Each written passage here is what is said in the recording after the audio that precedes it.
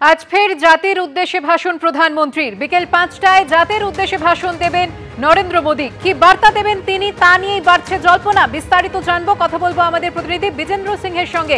বিজেন্দ্র, সুকর্ণা, প্রধানমন্ত্রীর দপ্তর থেকে জানানো হয়েছে কি আজকে সন্ধ্যে ৫টার সময় প্রধানমন্ত্রী নেশনকে অ্যাড্রেস করবেন। জাস্ট এই ইনফরমেশন শেয়ার করা হয়েছে। তবে এরপরে জল্পনা হচ্ছে কি নিয়ে প্রধানমন্ত্রী বলতে পারেন। সেক্ষেত্রে মনে করা হচ্ছে বা এরকম সম্ভাবনা রয়েছে কি যেহেতু আগামীকাল থেকে নতুন জিএসটি রেটসগুলো লাগু হচ্ছে, সেটা নিয়ে প্রধানমন্ত্রী বিস্তারিত বলতে পারেন, কিভাবে সাধারণ মানুষ লাভবান হবেন।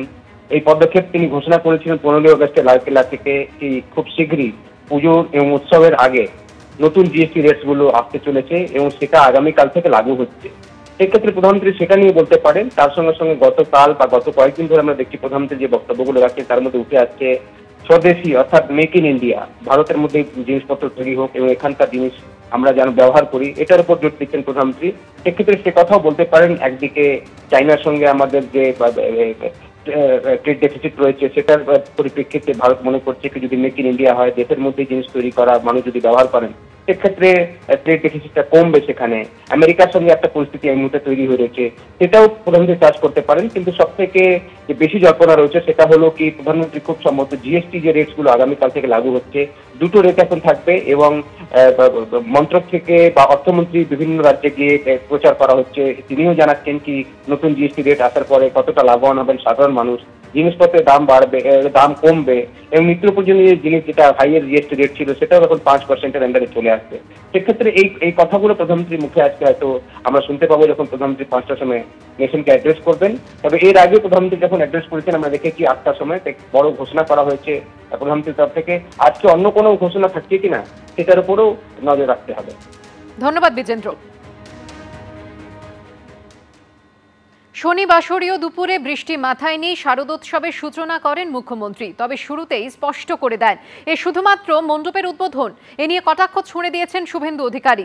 শ্রীভূমি স্পোর্টিং ক্লাবের উদ্বোধন মঞ্চ থেকে বাংলা, বাঙালি ও পরিযায়ী শ্রমিক ইস্যুতেও সুর চড়ান মমতা বন্দ্যোপাধ্যায়। পাল্টা জবাব দিয়েছেন বিরোধী দলনেতা। মহালয়ের আগেই যেন পুজো শুরু।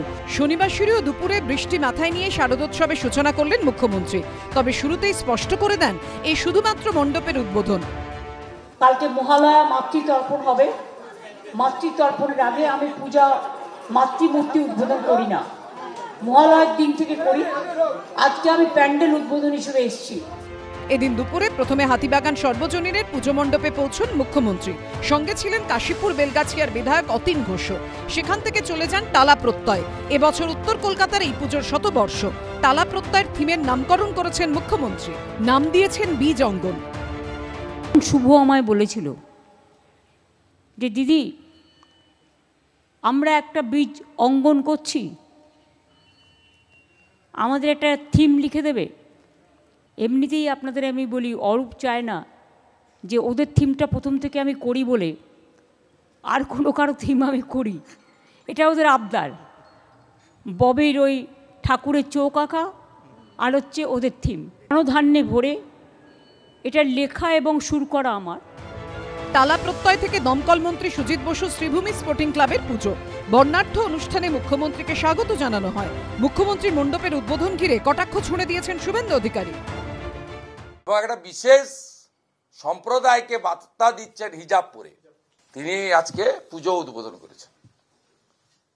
সরাসরি হিন্দু আস্থা, হিন্দু রীতিনীতি, পরম্পরাতে আঘাত।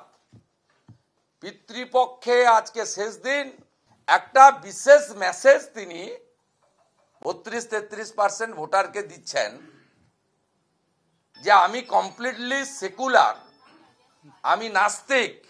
নাস্তিক নয়, আমি প্রো মুসলিম লীগ। এটা ক্লিয়ার মেসেজ। শুভেন্দু অধিকারী, মমতা বন্দ্যোপাধ্যায় তিনি 100 বার হিন্দু, ব্রাহ্মণ ঘরের কন্যা, কিন্তু তিনি সব ধর্মকে সম্মান করেন, ভালোবাসেন।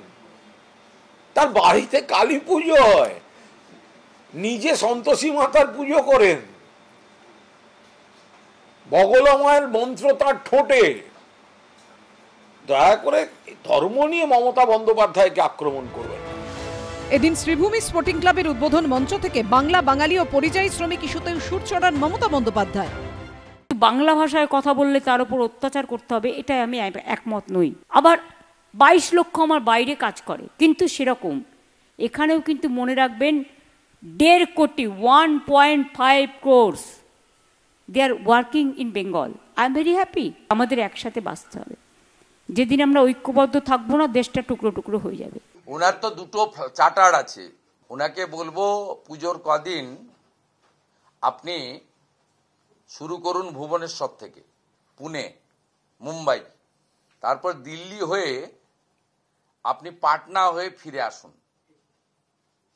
তাহলে দুর্গাপূজায় বাঙালিদের উৎসাহটা এটা দেখে আসবেন। ভারতীয় জনতা পার্টির পশ্চিমবঙ্গের বাছাই করা 30-35 জন নেতা, এমএলএ, এক্স এমএলএ, এমপি, এরা প্রবাস করে ফিরলেন, তো দেখে এসেছেন বাঙালিরা কেমন আছে, কেমন পুজো করছেন। এদিন মুখ্যমন্ত্রী জানান আগামী কয়েকদিনে তিনি নিজে উপস্থিত থেকে অথবা ভার্চুয়ালি 3000 পুজোর উদ্বোধন করবেন। উজ্জ্বল মুখোপাধ্যায়, ময়ূর ঠাকুর চক্রবর্তী ও জয়ন্ত পালের রিপোর্ট, এবিপি আনন্দ।